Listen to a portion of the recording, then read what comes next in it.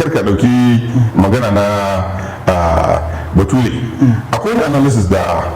Erufa ya yi kwanan nan na karanta kuma na ji daɗin abin da ya faɗa don kuma faɗi gaskiya ne problem ɗin ba ma jin shawara ne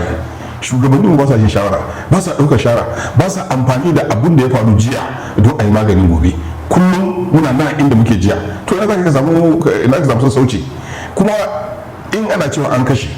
musulman da aka kashe sun fi yawan kristocin da aka kashe a Najeriya nan a cikin a wannan shekaru 14 da yake faruwa nan saboda haka ka zo ai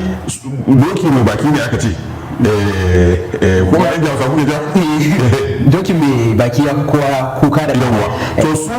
suna da mutane masu ilimi suna da shugabanni addinin su